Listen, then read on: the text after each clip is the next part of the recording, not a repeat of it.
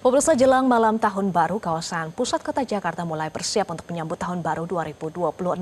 Sementara di kota Bandung, Jawa Barat, wisatawan masih memadati kawasan Braga. Untuk informasi selengkapnya sudah bergabung sama kami jurnalis Metro TV Sabago Veses dari Bandung, Jawa Barat, dan Randi Alfaras dari Bundaran HI Jakarta. Kita akan ke Randi Alfaras terlebih dahulu. Randi, bagaimana persiapan Jakarta untuk menyambut tahun baru 2026?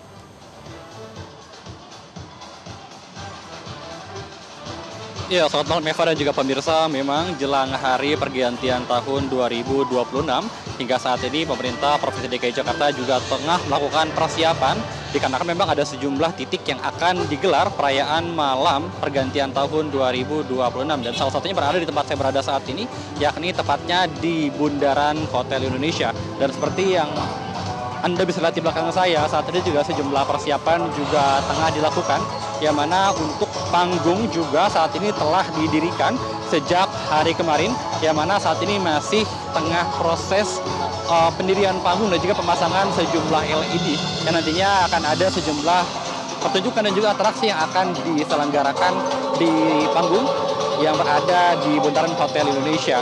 Dan ini merupakan salah satu dari 8 panggung yang akan menggelar perayaan malam pergantian tahun 2026 di Jakarta. Yang mana memang infonya ada 8 titik yang siap untuk menggelar perayaan malam pergantian tahun 2026 di Jakarta. Yang diantaranya ada selain di Bundaran Hotel Indonesia, di Lapangan Banteng, kemudian juga di MH Tamrin, kemudian di Sarinah, Duku Atas, Semanggi, SCBD, hingga FX Sudirman.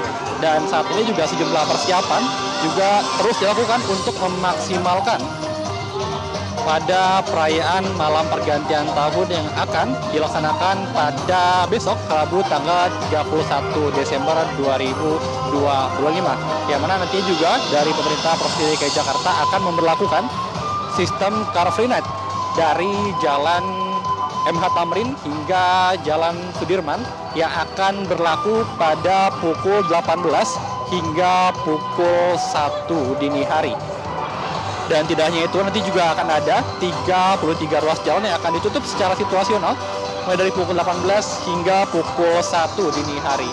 Dan Eva dan juga pemirsa, memang ada yang berbeda daripada perayaan pergantian malam tahun baru di Jakarta daripada tahun-tahun sebelumnya, yang mana biasanya untuk malam pergantian tahun biasanya dihiasi oleh perayaan kembang api yang menghiasi langit Jakarta. Namun tahun ini konsepnya akan berbeda, Eva, yang mana pemerintah Provinsi DKI Jakarta ini melarang di seluruh wilayah Jakarta untuk ada perayaan kembang api, dikarenakan ini merupakan upaya untuk berprihatin dan juga turut berempati kepada saudara kita yang terdampak banjir di wilayah Aceh dan juga Sumatera.